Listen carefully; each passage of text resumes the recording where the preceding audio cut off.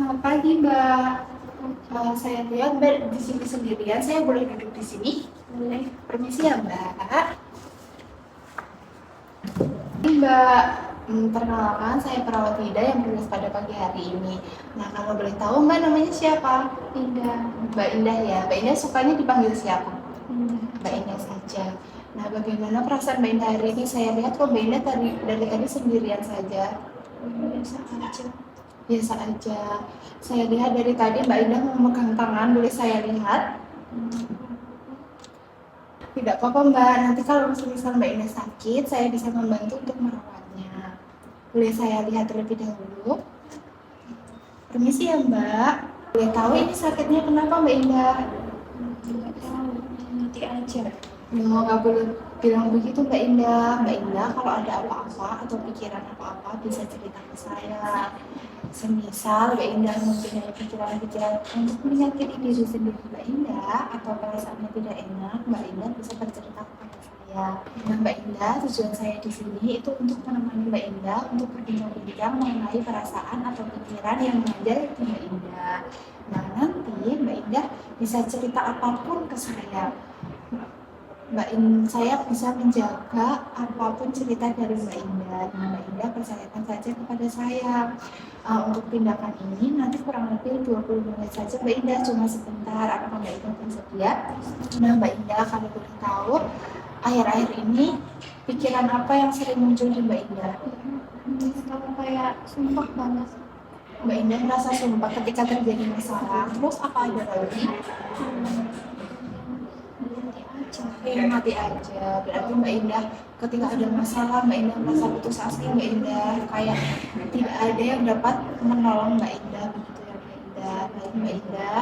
Baik Mbak Indah bisa menceritakan semuanya ke saya dan saya akan mengerjakan Mbak Indah cara menangani pikiran-pikiran ketika Mbak Indah akan menyakiti diri sendiri Mbak Indah. Nah tujuannya tadi Mbak Indah supaya Mbak Indah tidak terasa kesakitan seperti yang dilakukan Mbak Indah saat ini. Kemudian Mbak Indah lebih dapat mengenali bagaimana cara mengendalikan emosi Mbak Indah dengan tidak melakukan kekerasan fisik pada diri Mbak Indah sendiri. Dan kita melakukan cara mengendalikan tindakan kekerasan pada diri Mbak Indah, di sini kita harus mempersiapkan lingkungan yang aman terlebih dahulu. Apakah Mbak Indah di sini sudah terasa aman?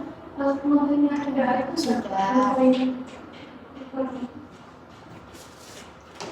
Nah, ketika Mbak Indah lagi mendapatkan masalah atau apapun, Mbak Indah bisa menjauhkan benda-benda yang dapat melukai Mbak Indah. Semisal Mbak Indah sedang di kamar, kok bisa melihat sendok, itu bisa dijauhkan dari diri Mbak Indah supaya Mbak Indah tidak menyakiti diri Mbak Indah seperti menggoreng-gorengkan sendok ke lengan Mbak Indah. Itu ya Mbak Indah.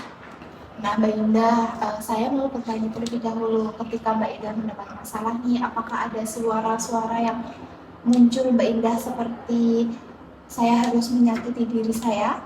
Iya, kayak bisikin saya buat ngapain diri sendiri.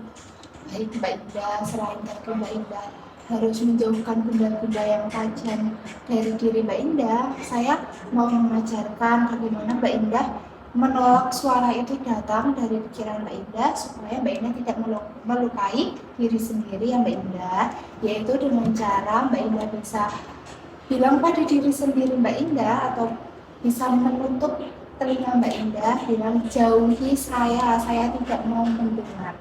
Begitu ya Mbak Indah.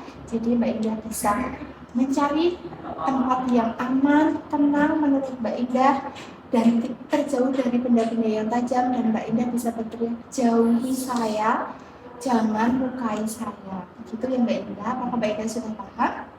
Nah Mbak Indah, dengan cara yang sudah saya ajarkan tadi, yang pertama dengan menjauhkan benda-benda yang tajam, kemudian yang kedua bisa berteriak jauhi saya, itu nanti bisa dapat mengurangi pikiran-pikiran untuk melukai diri sendiri Mbak Indah, itu bisa berkurang ya Mbak Indah. Nah bagaimana nih perasaan Mbak Indah setelah Mbak Indah mengungkapkan perasaan Mbak Indah ke saya, terus saya setelah mengajarkan bagaimana mengendalikan pikiran negatif Mbak Indah? Sedikit luka dan paham juga, nanti akan saya coba caranya. Baik Mbak Indah harus coba bahwa diri Mbak Indah itu sangat berharga ya Mbak Indah. Banyak yang sayang sama Mbak Indah, jadi Mbak Indah jangan melukai diri Mbak Indah. Jadi pikirannya tuh Mbak Indah tuh mempunyai tujuan yang jelas dan Mbak Indah itu berharga. Begitu ya Mbak Indah. Nah kalau boleh Mbak Indah bisa mengulang apa yang saya ajarkan tadi. Kalau misalnya ada melihat yang bisa langsung dijauhkan, dan kalau mendengar suara-suara bisa menutup telinga dan mengatakan jauhi saya tidak mau Baik, benar ya Mbak Indah. Mbak Indah cukup pintar, gampang banget untuk memahami apa yang saya ajarkan. Jadi jangan lupa untuk dilakukan ya Mbak Indah apa yang sesuai saya ajarkan. Nah nanti kegiatan ini saya masukkan ke jadwal supaya Mbak Indah terus melakukan apa yang saya ajarkan. Nah untuk pertemuan besok Mbak Indah kita akan bertemu dan akan berlatih teknik yang lain. Nah Mbak Indah kira-kira jamnya mau jam berapa? Mau pagi. Baik Mbak Indah, berarti setelah Mbak Indah mandi ya Mbak Indah. Kemudian untuk tempatnya mau di sini atau mau pindah? Di sini saja. Baik, besok saya akan kembali ke sini jam 9 pagi dan tempatnya di sini. Nanti saya akan berbincang-bincang mengenai teknik yang lain ya Mbak Indah. Sebelumnya apakah ada yang ditanyakan? Baik, jika tidak ada, saya bincang-bincang kali ini saya cukupkan. Saya permisi ke ruang perawat terlebih dahulu ya.